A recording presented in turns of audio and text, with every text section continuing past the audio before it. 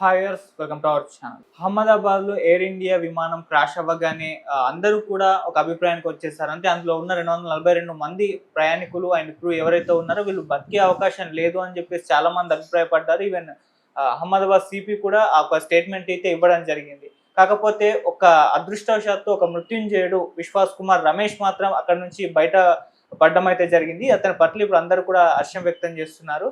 అయితే అతన్ని ఇప్పుడు హాస్పిటల్‌లో ట్రీట్‌మెంట్ తీసుకున్న సమయంలో ప్రధాని మోదీ గారు కూడా వెళ్లారు. అసలు ఎలా బయటపడ్డారు? ఫ్లైట్‌లో ఏం జరిగిందని చెప్పేసి ఆరా తీయడం కూడా జరిగింది. అతను కూడా మీడియా ముఖంగా మాట్లాడుతున్నారు. మరి అతను ఏం చెప్తున్నాడు? ఎలా బయటపడ్డారు? సో ఫ్లైట్‌లో ఏం జరిగింది? దీనికి సంబంధించి అతను ఎటువంటి ఇన్ఫర్మేషన్ ఇచ్చారు? ఇప్పుడు ఇదే అంశం గురించి డిస్కస్ చేయడానికి ప్రజెంట్ మనతో పాటు అరవింద్ కొల్లి గారు సీనియర్ జర్నలిస్ట్ ఉన్నారు. వారితో ఒకసారి మాట్లాడి తెలుసుకునే ప్రయత్నం అయితే చేద్దాం. సార్ నమస్కారం సార్. సార్ ఒక్కరైతే బయటపడడం జరిగింది. సో విశ్వాస్ కుమార్ రమేష్ అనే వ్యక్తి సో A11 అనే ఒక సీట్‌లో కూర్చున్నట్టుగా కూడా తెలుస్తుంది. మరి అతను ఏం చెప్తున్నారు మీడియాతో? మరి ఎలా బయటపడ్డారు? అసలు ఫ్లైట్‌లో ఏం జరిగింది? ఇదే మోదీ గారు కూడా ఆరా తీసినట్టుగా కూడా చెప్తున్నారు. మరి అతని గురించి బేసికల్గా ఒక విషయం చెప్పాలి. అసలు ఏమాత్రం బతికే అవకాశం లేదని డీజీసీఏ ప్రకటించింది. Director general of civil aviation office నుంచి క్లారిటీ వచ్చింది. ఎయిర్ ఇండియా ప్రకటించింది.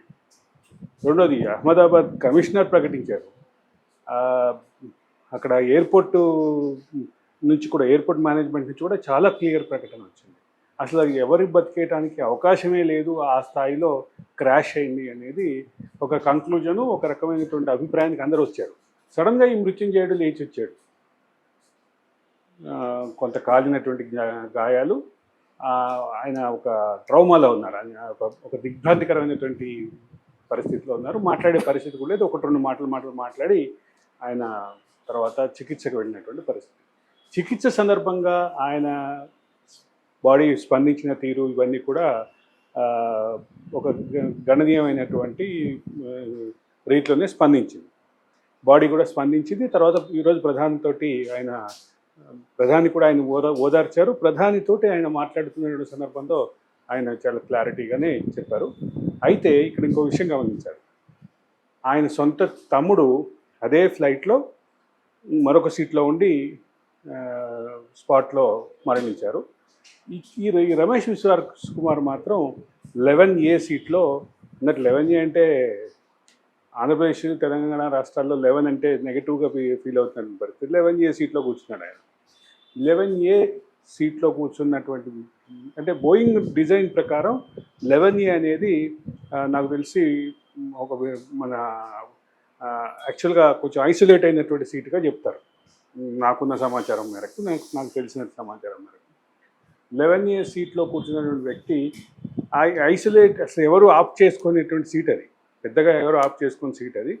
ఆ సీట్లో కూర్చోటం ద్వారా ఆయన ఒక క్లారిటీ ఇచ్చేటటువంటి, అంటే ఒక ఎగ్జిట్కి దగ్గరగా ఉన్నారా లేదంటే ఏంటి అనేది మరింత క్లారిటీ రావాల్సిన అవసరం అయితే ఉంది. ఈ 11A సీట్లో ఉండటం మూలంగానే సేవ్ అయ్యాడు అనే వాదన ఒక పక్కన ఉంటే, మరో పక్కన అసలు అంటే ఈయనతో పాటు ఉన్నటువంటి మిగతా ప్రయాణికులు కానీ క్రూ మెంబర్స్ కానీ ఎవరు కూడా తప్పించుకోవడానికి కానీ మరొకటానికి కానీ ఆస్కారం లేదు అనేటటువంటి అంశం. అయితే ఒక ప్రధాన అంశం చక్కర్లకు కొడుతోంది సోషల్ మీడియాలో. అదేంటంటే 11A సీట్లో ఉన్నప్పటికీ మొత్తం ఫ్లైట్కి సంబంధించినటువంటి అన్ని మార్గాలు మూసేసి ఉన్నప్పుడు ఈయన ఎట్లా బయటకు వచ్చాడు అనే ప్రశ్న, దానికి రమేష్ విశ్వాస్ కుమార్ కానీ, డీజీసీఏ కానీ, బోయింగ్ కంపెనీ కానీ వీళ్ళందరూ దానికి సంబంధించినటువంటి క్లారిటీ ఇవ్వాలి. కానీ ఇదైతే విస్తృతంగా చక్కర్లు కొడుతుంది. దీని వెనక ఏమన్నా కుట్రకోణం ఉందా, లేదా రమేష్ కుమార్ కుట్రధార అనేటటువంటి వార్తలు అయితే విస్తృతంగా చక్కర్లు కొడుతున్నాయి. రెండోది, వాళ్ళ సోదరుడు, మరో సీట్లో కూర్చున్నటువంటి సోదరుడు ఆ స్పాట్లో మరణించారు. అంటే వాస్తవంగా ఘటన జరిగినటువంటి తీరును చూస్తే, అంటే బయట నుంచి చూసే మనలాంటి వాళ్ళకి కానీ, అక్కడ ఘటనలో ప్రత్యక్షంగా ఉన్నటువంటి వాళ్ళకి కానీ ఒకటి క్లారిటీ వచ్చేది ఏంటంటే, ఇది ఎక్కడ మనిషి తప్పించుకోవడానికి వీలు లేకుండా అన్ని డోర్స్ క్లోజ్ ఉన్నాయి. దీన్ని ఇతను ఎట్లా వచ్చాడు అనేటువంటి ప్రశ్న, ఈ ప్రశ్నకి సమాధానంగా 4 రోజుల తర్వాత జరగబోయేటువంటి విచారణ తర్వాత ఏమొస్తుంది అనేది చూడాలి. అయితే ఇతన్ని మాత్రం నిజంగానే నువ్వు అన్నట్టుగా మృత్యుంజయుడిగా చెప్పాల్సిన పరిస్థితి ఉంది. మృత్యుంజయుడిగా మొత్తం 240 పైగా ఉన్నటువంటి వ్యక్తులు అదే సందర్భంలో అది పడిపోయే క్రమంలో ఒక మెడికల్ కాలేజ్ మీద పడింది కాబట్టి ఆ మెడికల్ కాలేజీలో ఉన్నటువంటి మెడికోస్ నర్సింగ్ విద్యార్థులు వీళ్ళందరూ కూడా చనిపోయినటువంటి ఆ నంబర్ ఇంకా క్లారిటీ రాకపోయినప్పటికీ ఈ మొత్తంలో ఒకడే అదృష్టవంతుడని చెప్తున్నారు. అయితే ఇక్కడ ఇంకో విషయం కూడా చెప్పాలి. ఈ అదృష్టవంతుడితో పాటు సోషల్ మీడియాలో ఇంకొక వాదన చక్కర్లు కొడుతుంది. దేవుడే రక్షించాడు ఈ రమేష్ విశ్వాస్ కుమార్ని, దేవుడి మీద అంటే ఆయన దేవుడికి థ్యాంక్స్ చెప్పాలి అన్న ఒక పోస్ట్కి ఒక ట్వీట్కో మొదలైనటువంటి వివాదం ఇప్పుడు బాగా విస్తృతంగా చేస్తుంది. ఆయన నాస్తికుడు కాబట్టి ఎటువంటి దేవుడికి థ్యాంక్స్ చెప్పే పని ఉండదు అని ఇక్కడ రిప్లై చూశాను. ఆ రిప్లై ఆధారంగా ఇక ఇప్పుడు చర్చ మొదలైంది. ఆయన నాస్తికుడు కాబట్టే బయటపడ్డాడు అనేటటువంటి ఒక వాదన బయటకు వచ్చింది. ఇక ఇప్పుడు సోషల్ మీడియాలో జరిగేటటువంటి చర్చల్లో ఈ రకమైన ఒక్క పాయింట్ తీసుకొని ఆ పాయింట్ చుట్టూ రకరకాల చర్చోపచర్చలు, కౌంటర్ రిప్లైస్, రీట్వీట్లు ఇవన్నీ కూడా వస్తాయి. అన్నీ అంటే సోషల్ మీడియాలో వచ్చే ట్రెండ్స్కి మనం ప్రత్యక్ష సాక్షులం కాబట్టి ఇదైతే క్లియర్గానే ఆ రకమైనటువంటి ఇదేమో అతీతంగా లేదు, ఇది కూడా అట్లాగే ఉందని చెప్పాలి. ఓకే, అతన్ని ఒక ఛానల్ వాళ్ళు కూడా ఇంటర్వ్యూ చేయడం జరిగింది. అతను ట్రీట్మెంట్ తీసుకున్న టైంలోనే మరి ఆ ఛానల్కి ఏం చెప్తున్నారు సార్?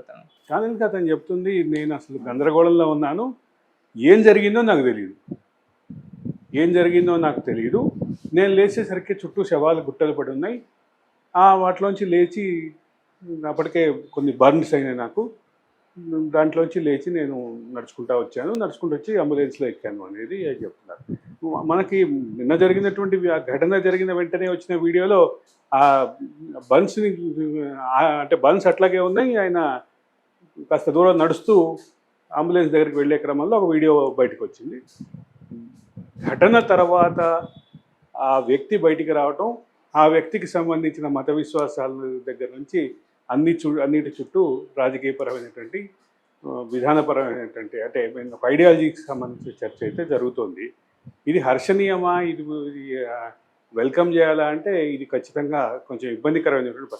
అతను తన తమ్ముడిని కోల్పోయి అదే సందర్భంలో తన కళ్ళ ముందు 240 మంది ప్రాణాలు కోల్పోయినటువంటి పరిస్థితిలో బయటకు వచ్చినటువంటి ఒకవేళ అతని వెనుక కుట్ర కోణం ఉంటే మాత్రం దానికి సంబంధించినటువంటి ట్రేసింగ్ అది జరుగుతుంది తర్వాత. ఇప్పుడు ఈ పర్టికులర్ స్టేజ్లో ఆ చర్చ అంటే ఆయన మత విశ్వాసాల గురించి, ఆయనకి దేవుడి మీద నమ్మకాల గురించి, ఇట్లాంటి వాటి గురించి చర్చ జరగటం కొంచెం ఆశాజనకమైన పరిణామం అయితే కాదని చెప్పాలి. Right sir, thank you so much.